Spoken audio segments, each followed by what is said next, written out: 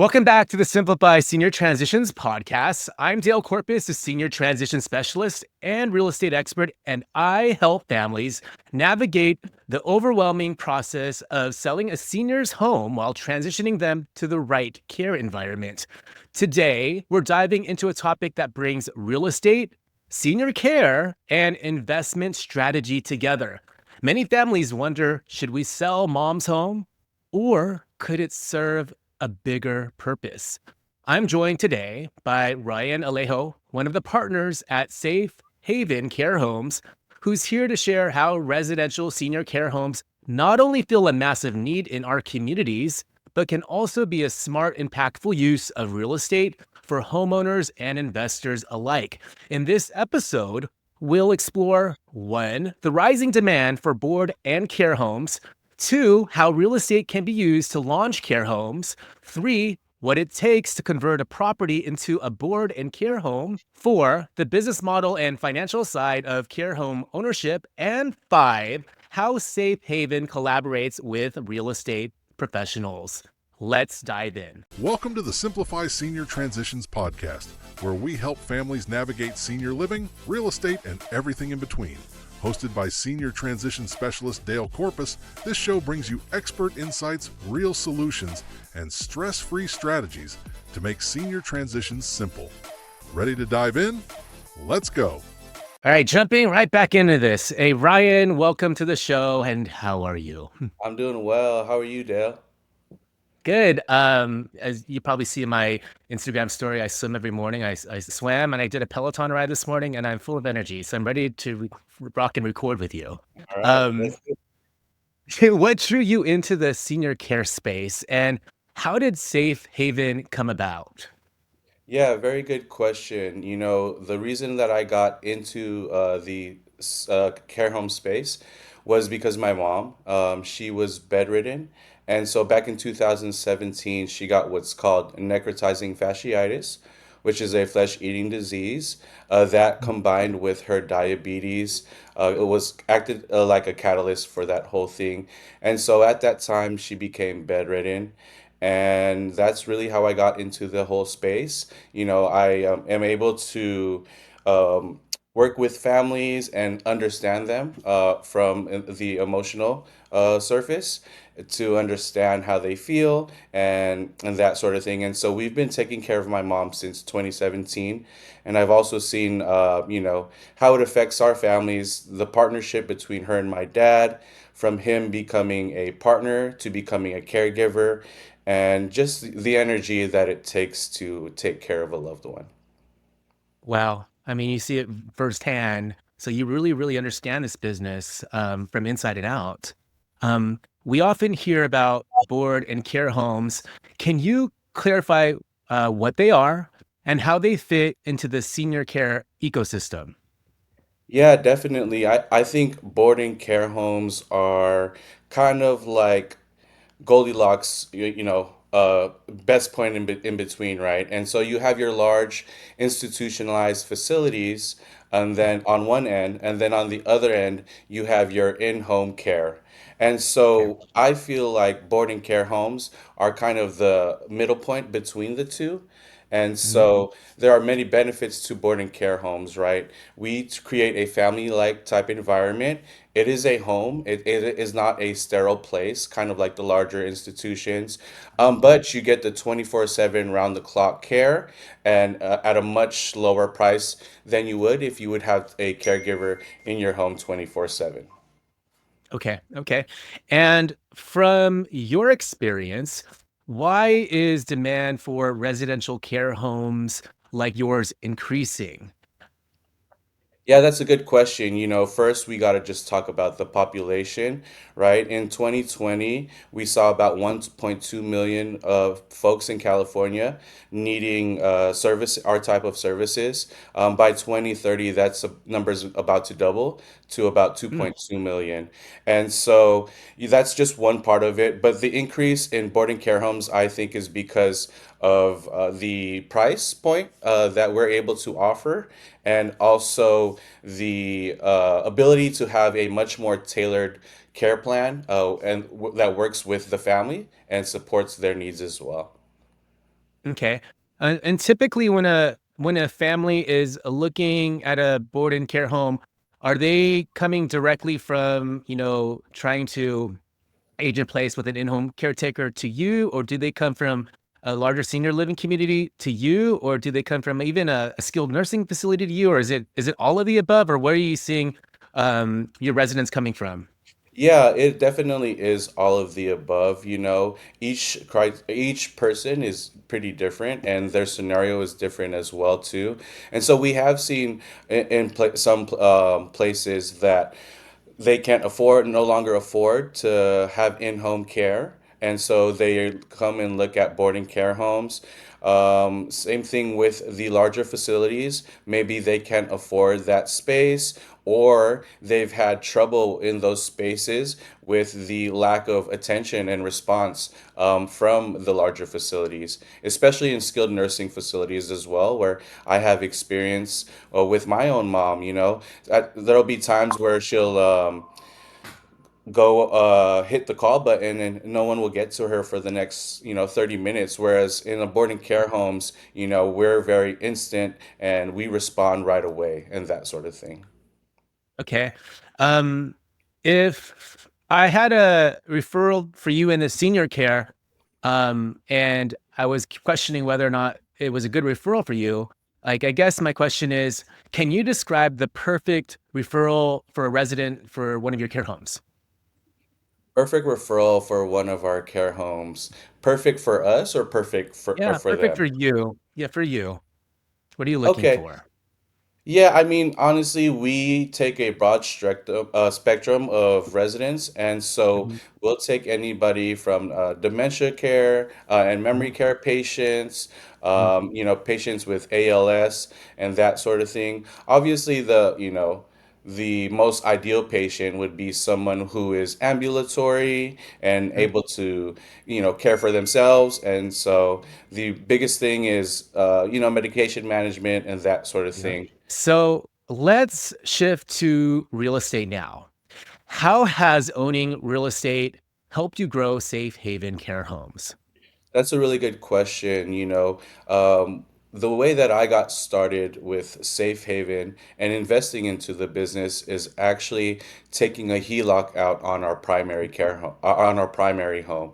And so Yep. for those that don't know, a HELOC is a line of credit that you can tap into to use some of the equity in your home. And essentially, we use a HELOC to acquire our first business and also, or start our first business and then acquire our second and third care homes. Yep. Awesome. Yeah, that's amazing. I mean, I know you don't know this about me too, but I'm a real estate investor as well. And the home equity line of credit idea, it works really well. Home equity line of credit for everybody, is known as a HELOC as well. That's the acronym. And a lot of times it's a flexible way of being able to tap in the equity, just like a credit card. If you don't use it, there's no payments on it. But if you do use it, then you do have payments on it, just like how a credit card works. And that's how I was able to buy, my first property that I owned, to buy my next property, and so on and so forth. So it's great that we're, I think this episode is cool because it combines what I know about, senior living, and also because I'm a realtor and real estate investor, and puts it together, and you do similar stuff. Yeah. Yeah, yeah. So let's talk about, what I want to talk about is, can any home become a board and care home? And I want to delve into questions around that. Okay. So, for families or investors, what are the first steps to explore if a home can be converted into a board and care home? Yeah, okay. The question of whether can any home be a boarding care home? Mhm. Yes, any home can. Should they? Is the real question that we need to Okay. answer, right? And so what you're looking at when you want to convert your single family dwelling into a boarding care home, you're going to want at least 4 bedrooms. 5 to 6 bedroom is ideal. And then Mhm. you're going to want to have at least 2,000 square feet. And so that's the criteria that we have and that we look for when we are purchasing or leasing a home. Okay, that makes sense. And what zoning or licensing challenge should people expect when converting residential property into a care facility? Right. So for, residential homes, we don't worry so much about the zoning. Licensing, there are many things to look at in a home, and they vary from actually not even county to county, but city to city. And Mm. so when you are looking to get your home licensed, what we advise is that you reach out to the local fire inspector and then you let them know, hey, I want to turn my home into an RCFE. Can you please let me know what I need, or if any changes need to be made to the home to convert them into that property, convert the property? Got it. Got it. And those that aren't familiar with the term RCFE that are listening, RCFE is another acronym. It stands for Residential Care Facility for the Elderly. And that's more so a California term. I've noticed Mhm. because Yeah. these senior care homes, the residential senior care homes in California are referred to as RCFEs, but in other states, they're not referred to that. They have their own terminology. Yeah. Yeah. Now, let's talk cost. What kind of financial investment is needed to convert a home, and how long does it typically take to get up and running? Yeah, very good question. So it takes about 3 to 6 months to get the home licensed, and so that includes the whole application process from beginning to end. And so within those 3 to 6 months, you're going to account for all your holding costs, and so that includes your monthly rent or mortgage. That Mhm. includes your utilities, setting up internet, getting the home furnished, the fees for application. And so, roughly, what we like to say is you're going to look at anywhere between 50 to 70,000 to get the home license. Okay, got it. And are there ways to lease a property to an operator like Safe Haven rather than run it themselves? And if yes, how does that work? Yeah, definitely. That is a strategic part of what we do and our business Mm. model. For the real estate investors out there, it's better known as an arbitrage. Mhm. And so for other people who are not as familiar, we lease the property for 5 to 10 years, and that is how we get into it. One thing I want to talk about as well too for real estate investors is that you can lease the property to operators and we can become the driver of your investment, right? And so that's a great way to look at it. You purchase the home, you get it up and going, right? And then we come in and we run the whole process, go through the licensing, and then we run a successful business out of your home, and you're able to capture, that premium dollar. And so this is really good for real estate investors who may be struggling doing Airbnb, short-term rentals, or mid-term rentals, and maybe that's not working for you. And so you can reach out to us. You can have that stability, that peace of mind for 5 to 10 years, and also command a higher rent than you would for a long-term rental. Yeah, got it. I mean, here in the Bay Area, it's hard to make any long-term rental cash flow. Exactly. But it's kind of interesting with the assisted living care home model. It's one of the ways in the Bay Area to actually make a home cash flow, Yeah, and it's pretty amazing.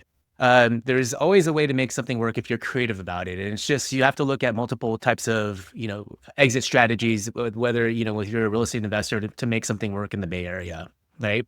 agreed. Um, from an investor's perspective, what makes board and care homes a financially viable model compared to traditional rentals or flips?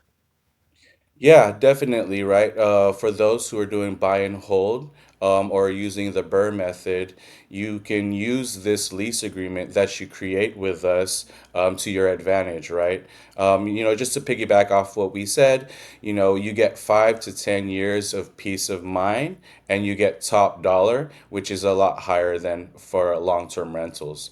And additionally, we make changes to the home that, will only increase the value, right? And so sometimes fire will ask us to add a third egress. And so you'll see us put like a sliding door in the master bedroom that, will go out to the backyard and that sort of thing. Additionally, the way that we like our homes, we go for more high end, luxury. And so we'll, change the home and remodel it, and make it look a lot nicer as well.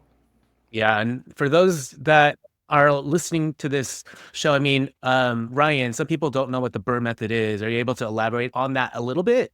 Yeah, sure. For those who are looking to get into investing, this is a great strategy. It's a buy and hold strategy, and so BRRRR stands for buy, which is purchasing, rehab, getting the house, up to par, rent.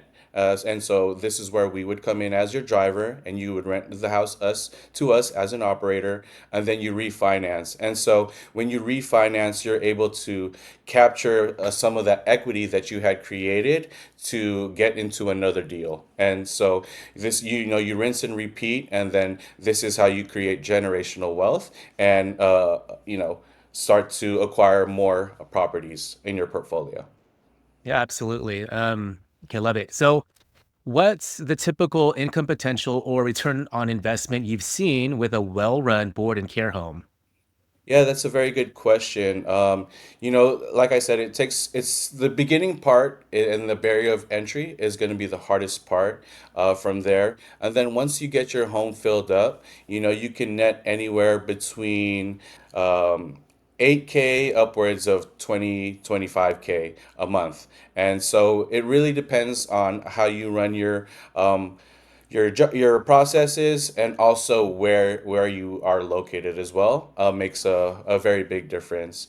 And so I can elaborate a little bit on that. We are located in the Bay Area in Sunnyvale, and also in the Central Valley. And so we're able to command higher rates in Sunnyvale. And so for a private bedroom, you'll see anywhere from 8,500 to 7,500 for private, even upwards of 10,000. And then in the Central Valley, it's a little bit lower than that, obviously. So you're seeing anywhere between 6,500 to 5,500 for a private bedroom. Okay, got it. Location, location, location, right? Yeah, yeah. There is. Can someone co-own a care home as a passive investor and let someone else handle the operations then? Yeah, we have strategic partnerships like that as well in safe haven care homes. We have different levels of partnerships, and it all depends on your what the end goal is for the other partner, right? And so we have, minimal, very passive, just a landlord-tenant relationship, or we can Mhm. have you be as far as as an operator as well, getting really into the nitty-gritty of the business. Okay. So do you partner with folks that are just brand new to this space, or do they already have to have some experience at all? Yes, we partner with individuals who are brand new to the business. And so what we can do is we can walk you through the whole process. What Mhm. we advise everybody to do is at least go through the administrator's course so that you have a better understanding of our business and what it entails.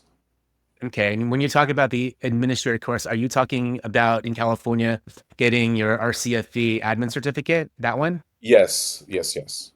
Got it. Perfect. And let's switch topics to more about, success stories and future vision. Do you have any examples of families who transformed a home into a care home or investors who saw success in this model? Yeah, I think we can speak on our own experience as Hmm. well. We are working with a husband and wife couple who have had their home vacant for a while. This home is a six-bedroom, originally five-bedroom, and we converted to seven actually. And Hmm. this was empty. They were renting it out to Section 8 at the time, and they weren't getting top dollar. And so we're coming in, we're changing the space, and they're now getting it rented out for top dollar as well. So, yeah. Okay. Okay. And then was that by chance, that was in the Bay Area? This is in Brentwood, Okay. California. Yeah. Got it. What are Safe Haven's goals for growth? are you looking to expand, and how can others get involved? Yeah, definitely. We are now operating as a group, six care homes, and then we're licensing four more, and those are all in the process. And so we are definitely open to new opportunities and collaboration. You know, for us, we're of the mindset of abundance, right? And so we feel that there's more than enough to share. And so to Mhm. us, it's not competition, right? Even if we're in the same city, there's more than enough to go around. And so we look to collaboration, we look to others. We understand we are not able to get as far as we can without the help of others. And so we're super strategic with our partnerships and very intentional. And so for those who might have a home and are looking to rent out, you know, you can reach out to us then. For those who are in you know, kind of the same space that I am, you know, they have a loved one who needs care and they want to make sure they have care for them. This is a way to get into the business as well. And for those who dreamed of maybe owning and operating their own care home, we're able to realize that dream and make it come true as well too. So definitely different ways to partner with us and different ways to collaborate in partnership as well. Got it. Where do you see the senior care industry heading in the next 5 to 10 years? And how do board and care homes fit into that future? Yeah, so you know, I just want to explain something else, what is called or dubbed the silver tsunami, and this Mhm. is talking about the baby boomer generation, right? You know, the great generation is really the population that we're serving right now, but once the baby boomers age into needing this care, that number is only going to double and increase, and so we are at the precipice of when this ship is about to sail. We're at the beginning of the bell curve, right? And so right Mhm. now is the best time to go into the business. In 5 to 10 years, you're really gonna see it become very top heavy. And so now's the space to get into it. We are establishing ourselves in California by creating these homes. We're in Northern California. We have plans to go into Southern California and beyond as well. And so, with Safe Haven becoming this name brand, we really see ourselves sticking out and being in the game for the long run. Yeah, awesome. Awesome. Um, what's something most people don't know about running a board and care home? That's a very good question. You know, this type of business really makes a lot of money, but it takes a lot of dedication and empathy. Mhm. And so, if you aren't a person who likes to connect with people, this isn't for you. You know, we're dealing with end of life and that sort of thing. And there are times when it becomes really heavy. And so, you need Mhm. to have the ability to have the emotional intelligence to be able to maneuver and figure out situations because we don't only serve our clients, we serve our clients' families as well. You know, they're our real customers, they're the power of attorney, they're the ones who make the decisions. And so we have to be able to work with them and additionally figure out family dynamics sometimes too. Yeah, yeah, that makes sense. One question I forgot to ask you was related to staffing. I know staffing, caregivers, since this home care is 24 hours, it's almost like running a hospital, but it's non-medical at the same time. But I know staffing is probably the most expensive expense. How do you how do you staff your caregivers, and how many do you have? Do you like are there multiples during the day? Are there multiples at night, or how does that work? Yeah, so that's a very good question. You know, that is one of the major hurdles for board and care home operators. And so typically, how we like to run it at our care homes, we'll have two people during the day and one wake shift at night. And so that allows us to give the residents the time and attention they deserve, and also being able to turn over and check on residents in the nighttime as well too. Okay, got it. Let's switch to some more fun questions. If you could live anywhere in the world for a year, where would it be and why? That's a really good question. I've actually traveled all over the world. The only continent Oh, I haven't stepped into is Antarctica. Now, that wouldn't be the place that I want to live, but I think where I would like to live for a whole year would probably be New Zealand. Um, and I feel like New Zealand because of the culture and also the climate is very similar to what we have it here in the Bay Area. The yeah. only other place with redwoods and that sort of thing. And so New Zealand will probably be it for me. Okay. Um, what's the most rewarding moment you've had operating safe haven care homes? The most rewarding moment I've had was with our patient who had ALS, and she was a very difficult patient, and the family understood that as well. And so she was given 6 months to live in our care Mm, home, and we were able to assist her and extend her life as well. And so, unfortunately, she did pass. However, we did attend her funeral, and at the funeral, her sons had spoken about us very highly. And mm, he had said, "Oh, I really believe that the team over at Safe Haven Care Home extended my mom's life. And if it wasn't for them, she wouldn't have the quality of life that she had at the end." And so another thing they also talked about was how happy she was, right?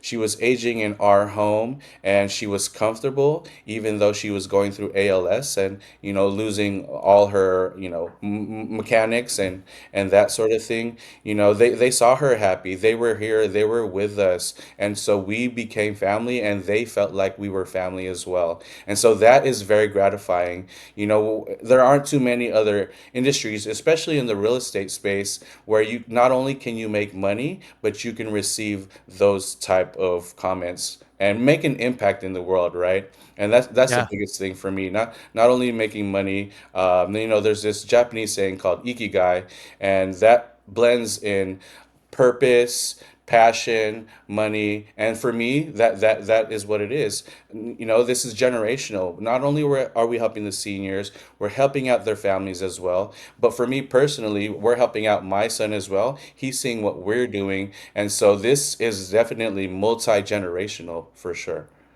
Yeah, absolutely. Last question. Is there anything I should have asked you that I didn't ask you yet? Yeah, I think they're not something that you should have asked me, but something I want to mention.